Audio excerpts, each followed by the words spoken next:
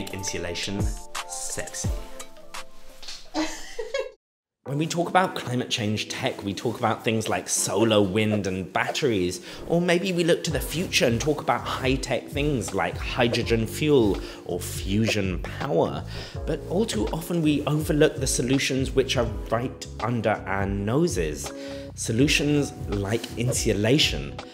Okay, I've made my point. I'm way too hot for this.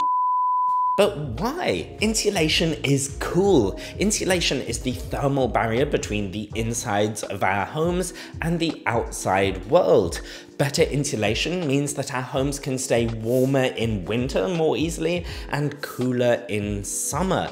Insulation can be made from a number of materials, from natural to synthetic, with a range of internal structures and... okay, I admit, it sounds pretty boring. But the truth is, insulation is an incredible triple threat climate change solution. It cuts emissions, it saves us money, and it even saves lives. I mean, come on, even superheroes only save lives. And here's insulation also saving us money and cutting emissions. It's like a superlative hero or something. God, I really need some better writers. Oh, yeah.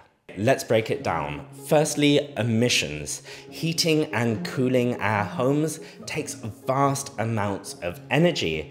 In America, for a typical household's emissions, a sixth of that comes from regulating the temperature of the home. That's more than things like food and way more than things like lighting. Better insulation means that our homes leak less heat, which means we need less power for AC and for heating, and so less emissions overall. Cool. And so that saves us money since we're cutting our energy bills. Energy efficiency savings like these are so great because we, the people who are actually living in our homes, end up in the same situation we were in before, but now we're paying less money for it and we're saving the climate. Hot. The fact that insulation cuts costs and reduces emissions is probably pretty obvious, but it's become extra important thanks to the war in Ukraine. The skyrocketing price of gas means that savings in the amount of power we need to heat and cool our homes translates to huge savings in our energy bills. And reducing demand for gas not only helps fight climate change, but also helps fight Russia's fossil fuel-funded war.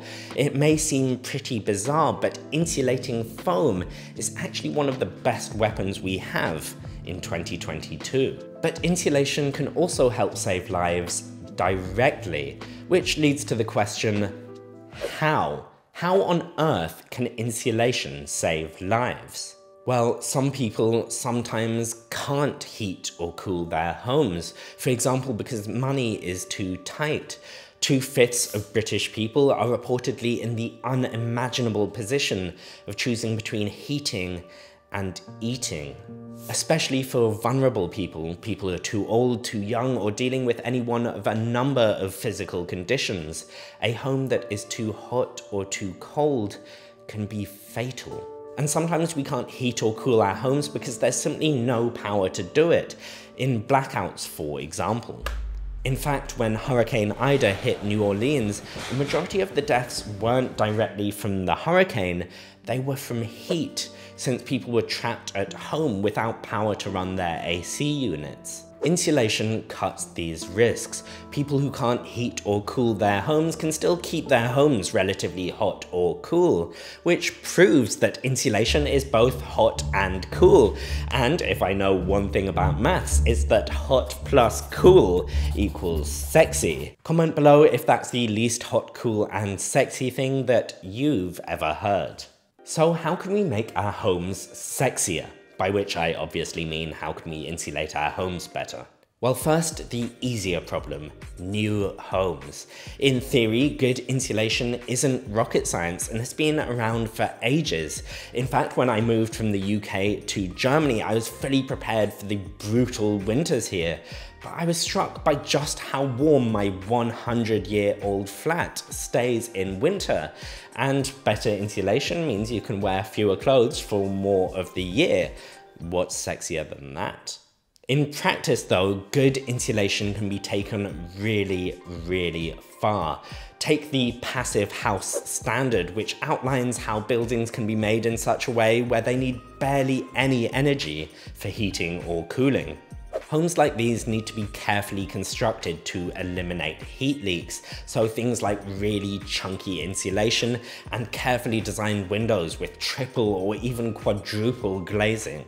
Thousands of these homes have already been built, and I mean, come on, tell me you wouldn't swipe right on that. But building well-insulated new homes is actually the easy bit. What's much harder is fixing all the leaky homes that already exist. There are some easy wins here, for example, loft insulation and getting rid of drafts, but then it begins to get a bit trickier. For example, filling wall cavities, if those wall cavities exist. To really boost insulation, new shells can be put on old buildings to hold in heat much, much better. As with all of this climate stuff though, the biggest challenges are not technical, they're human. First up, money. All of this costs a lot of money up front. So for example, if you're a construction company, why would you bother putting in all this expensive insulation? That is, of course, unless there's some kind of incentive to do so. If you're a homeowner of a not very well insulated home, knowing that insulation will gradually pay itself back might not be that big a comfort when you have to fork over loads of cash right now. Hey, has anyone seen my wallet? Insulation? Look, it's just €100 and in return I'll pay you €1 back every single month. No! So governments can set up benefits to make the upfront costs less intimidating. For example, tax cuts or even just direct financial support.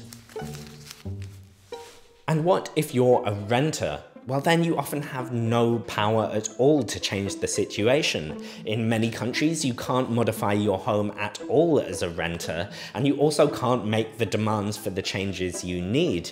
In fact, when I lived in a rented flat in Oxford 9 years ago, there was like a 1 centimetre gap under the front door, and I had to beg my landlord to let me put a draft excluder there.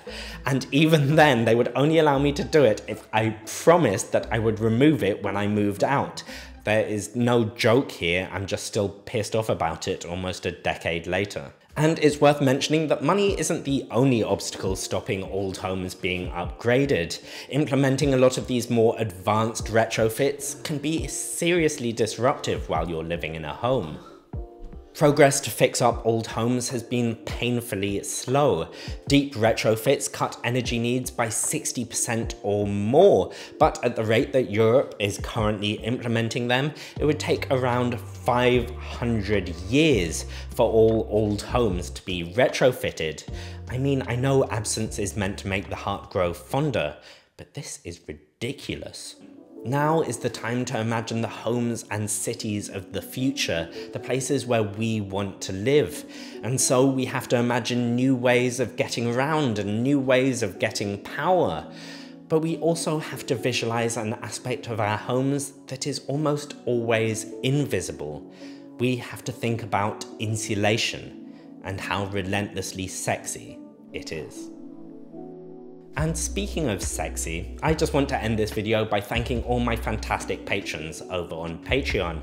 Patrons like Julia Moller help support the channel, and in return they get access to things like outtakes, early previews of videos, and shoutouts. So if you'd like to join Julia, the link is down here, and otherwise, until next time, bye!